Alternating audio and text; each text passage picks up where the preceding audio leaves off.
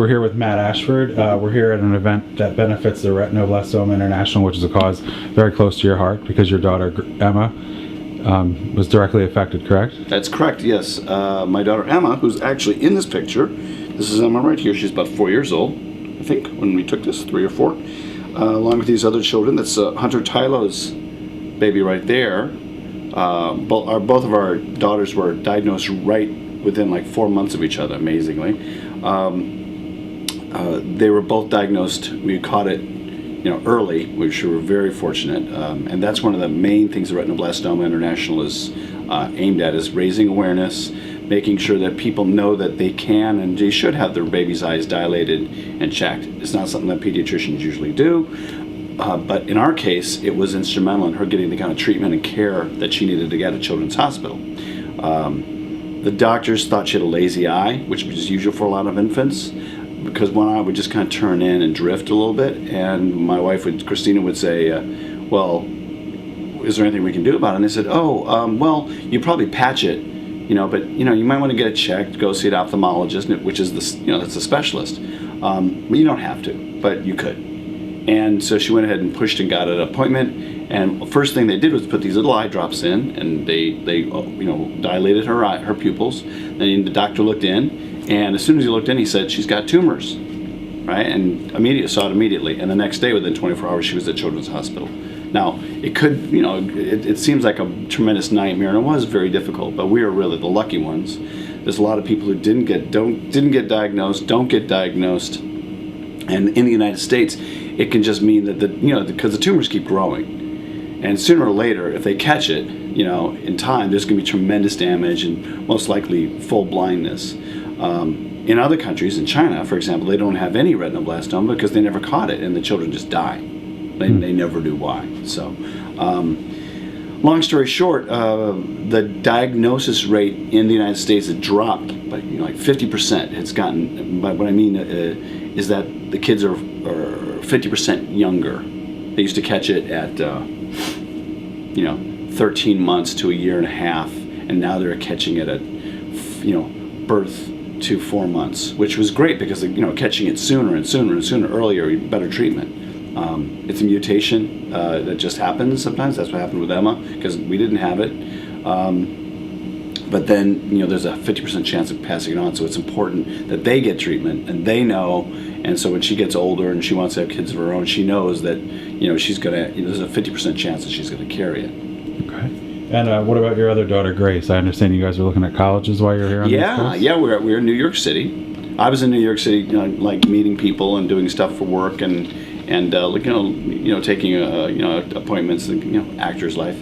And Grace is doing a college tour. She's 16 years old, and we sent her off to tour East Coast colleges because she's already looking at schools. And so I get a call, and she says, "Hey, what are you doing?" I said, "Well, I'm just here in New York too." And she said, "Well, let's catch a show." So we actually met up and went to see Exit the King by Eugene Ionesco, which was excellent, with Jeffrey Rush and Susan Sarandon. And it was great. It was really amazing. I mean, great theater. Now, what have you been up to since leaving Days? And are you working on anything currently? Yes, I am working on, I've done, little show. I've done a lot of theater. I've been doing a lot of theater and auditioning for things. But one of the big things I've been working on is this couple of movies. I've been producing movies and kind of co-writing and then acting in them. One of them is called Chronicles of an Exorcism, and that's been released. And you could go to Amazon.com and order it, and it's fun. It was our first effort at a movie, and it's about I like to think of it like two guys who usually photograph or video weddings get asked to video an exorcism, and they kind of get pulled into that. Then based on that experience, we ended up writing a comedy about something called The Unlikelies, which is about a bunch of unlikely characters who get together to make a movie that should have never been made. And that one is shot on film, and we're still looking to release that. We're just figuring out what's the best way to release it. And that's a comedy, like I said, and I play like two characters in it. One is I play a guy named Brock Chapman, who's one of the most famous soap opera actors in the world.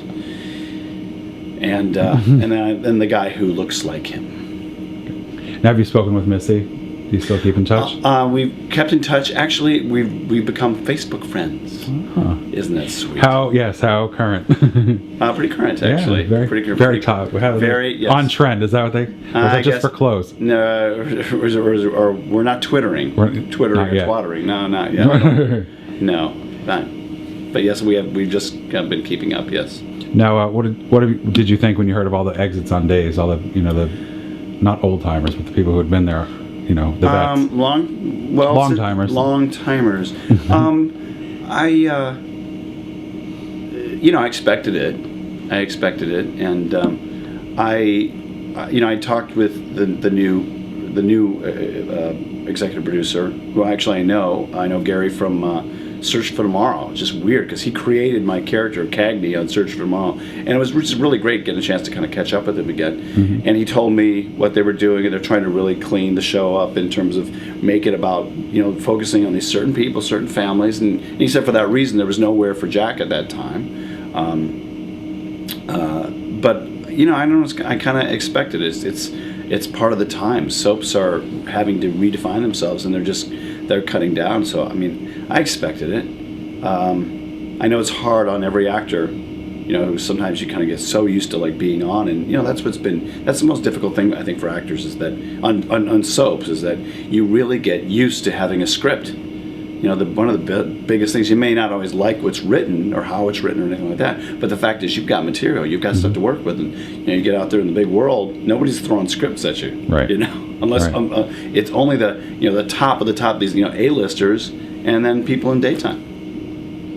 So we've been very, very fortunate, and that's one of the big changes. So my heart goes out to any of those actors who've been let go. I'm sorry for poor Sean Brady. I understand he was killed. He was killed in a plane crash. Killed in a plane crash. Don't fly. Don't fly. Don't fly. And I guess that Deidre and Drake just kind of left. Yeah, they left town. They left and were quickly married within 15 minutes of reuniting. Oh, really? I don't think he could even move. I think his head just moved. Who's that? Drake. He was he was paralyzed? Sandra Ferguson came on the show, and she played this crazy doctor and stabbed him with a syringe. Ouch. Yeah, and so he got paralyzed, and I think. You mean he went out paralyzed? I think so. Oh, that's. And they got married. Yeah, I'm pretty sure he was just paralyzed. Kind of wheeled him out. Yeah, and Mary Beth and Steven just are still in town. Mary Beth and Steven are just leaving. They're just there. They're just in town in the background somewhere. Really? Crazy. They're leaving soon? They're leaving. Yeah, they're done. They're done. Yeah, I think Mary Beth may have an episode or two, random, but. Yeah, well, after kind of going through it enough times, I just kind of look at people and I look at friends on shows and say, oh, good, they're working. That's kind of how I feel now. It says, oh, I'm so glad you're working. It's so nice, because some people kind of say, your character's, on or you're not on. I said, no, I'm not working. That's the most important thing to any actor. Right. So I'm really happy for anybody who's, Stephen and Mary Beth had a pretty good run. I'm sorry that we didn't get a chance to work together. That's what really I was looking forward to. I think Stephen was and Mary Beth was also, is that we were kind of wow, we can start to do something, but there just wasn't, the space on the canvas basically. So. Right. You have a quick message you want to say to the fans? Thank you to everyone who's been so supportive of these movies, and I know they're waiting to hear about the Unlikelies and checking out Chronicles and the Deceit, the play, that original play that I did. Mm-hmm. People have been really, really supportive of things. They're coming to see me in some shows. I can't thank you enough. It's really nice to know that people still care. That people care and they want to watch and they want to know what I'm doing, and also that people still write in or however you communicate with the powers that be on Days or wherever else and say, hey, I'd like to see Matt Ashford in there, because that works for the other shows too. Mm-hmm. Whether it's Y&R or All My Children, because sometimes characters come up, things happen, and someone says, what can we do? Who should we get? And and they say, well, what about Matt Ashford? And so I appreciate so much that people have written in and support and that sort of thing, because it is fun. I love acting.